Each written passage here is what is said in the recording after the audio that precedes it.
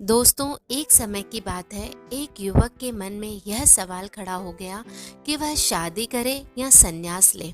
इसका समाधान पाने के लिए वह कई जगह गया। किसी का भी समाधान उसे संतुष्ट नहीं कर पाया। उसके मन में यह उथल पुथल थी कि वह विवाह कर गृहस्थी बसाए या सन्यासी बन जाए। जिसके पास भी जाता वह अपने ही मार्ग को श्रेष्ठ बताता। संत जन कहते सन्यासी बन जाओ, शादी कर ली तो बहुत दुख पाओगे, और गृहस्थ कहते विवाह कर लो, गृहस्थी बसा लो। सन्यासी बन गए तो बहुत पछताओगे। एक दिन वह किसी पहुंचे हुए फकीर के पास गया।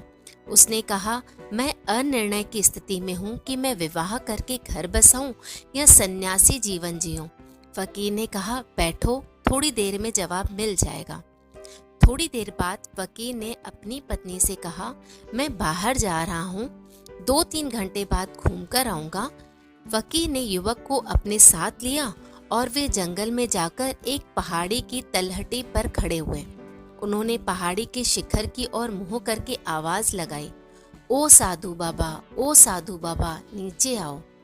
युवक ने देखा, फकीर की आवाज सुनकर पहाड़ी के शिखर पर गुफा में रहने वाला एक वृद्ध साधु बाहर आया और धीरे धीरे लकड़ी के सहारे चलते हुए लगभग आधे घंटे में वह नीचे तलहटी में पहुंचा। उसने आकर पूछा, बोलो भैया, मुझे क्यों याद किया? फकीर ने कहा, बस यूं ही आपके दर्शन की इच्छा थी तो आपको नीचे बुला लिया।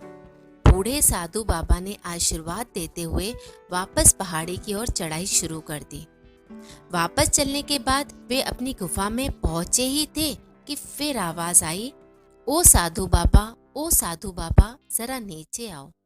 साधु बाबा फिर अपनी गुफा से बाहर निकले और लकड़ी टेकते हुए जैसे तैसे पहुंचे। उन्होंने आकर पूछा, बोलो भैया, फिर कैसे याद किया? फकीर ने कहा, कुछ नहीं बाबा, बस फिर आपके दर्शन की इच्छा हो गई। बूढ़ा साधु 2 बात करने के बाद फिर चला गया। फकीर घर लौट गया। पीछे पीछे युवक भी फकीर के साथ आ गया।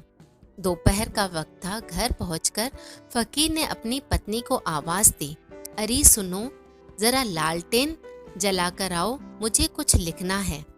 पत्नी भीतर गई, लालटेन जलाकर आई और बाहर चौकी पर रख दी। फकीर ने कुछ लिखना शुरू कर दिया। शाम होने आई।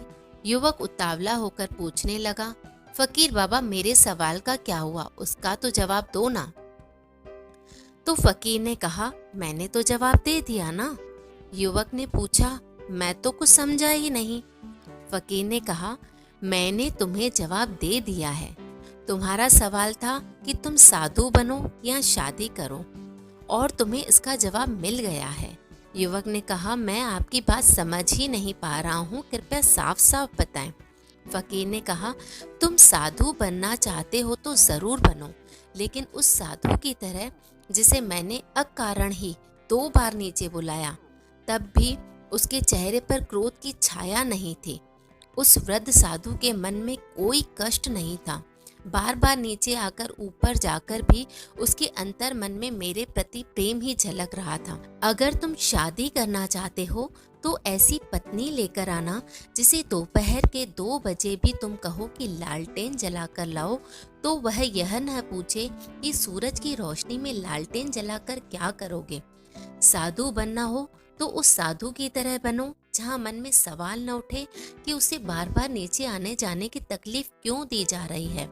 यदि शादी करो तो पत्नी के मन में दिन में भी लालटेन मांगने के बाद प्रश्न न उठे कि लालटेन क्यों मांगी जा रही है। धीरज और समर्पण ही जीवन को सरल और सहज बनाते हैं। युवक ने फकीर की बात सुनकर सर झुकाया और कहा, आपने जीवन में एक अच्छी बात समझाई जो अच्छी होने के साथ सच्ची भी है। दोस्तों, इस कहानी का यही सार है कि जीवन में जो भी हासिल करना चाहो उसके प्रति पूरी ईमानदारी रखो, पूरी मेहनत करो। उसके प्रति थोड़ा सा भी संशय आपके जीवन में नहीं होना चाहिए। आपकी निष्ठा और आपकी ईमानदारी ही आपको उस कार्य में सफल बनाएगी।